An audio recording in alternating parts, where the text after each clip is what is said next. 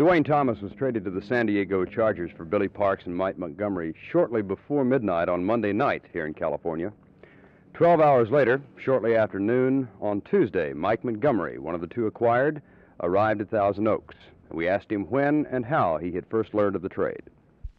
Well, it doesn't take long to tell someone that they've been traded, but last night I was sitting in dorm and Coach Savard came over and wanted to talk to me and asked me to come over to his office, and he explained to me that I've been traded along with Billy Parks for Duane Thomas to the Dallas Cowboys.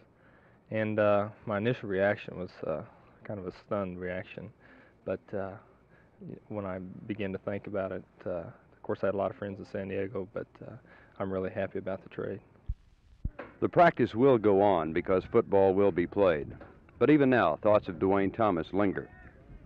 He is gone from the Cowboys, and with him an era of roller coaster emotions involving Dallas players, front office personnel, members of the media, and Dallas fans. In a matter that almost cries for delicate objectivity, it's difficult to find it. Everyone has an opinion on the Thomas affair. I've mine, and I'd like to share it with you. This was a trade that had to be made. Duane Thomas had gone too far. The Cowboys had walked with him as far as they could. They had bent and found they could walk no further.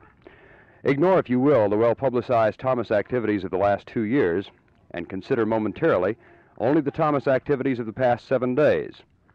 Last Wednesday, he appeared for practice 30 minutes late.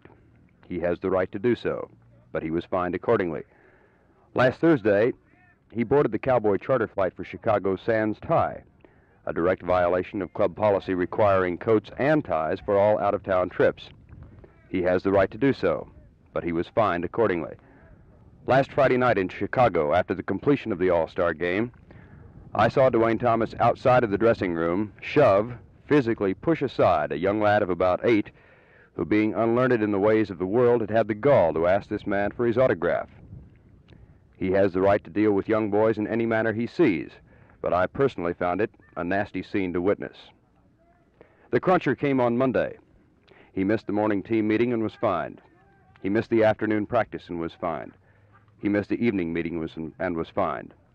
He told Coach Tom Landry that he simply didn't feel like taking part. Well, the blatantly obvious point, of course, is that given the 100-degree-plus temperatures here Monday, there were 60-odd others who didn't feel like taking part. They did, he didn't, and the point of no return had been reached. There is tragedy in all of this, and I don't speak of the tragedy of Duane Thomas's talent on the playing field, but rather the tragedy implicit in the relationship of one man to many others, and the almost total inability of they and he to reach out and touch, physically or emotionally. Duane Thomas is gone from the Cowboys now, but there should be no cause for rejoicing. This is Verne Lundquist, Channel 8 Sports, Thousand Oaks, California.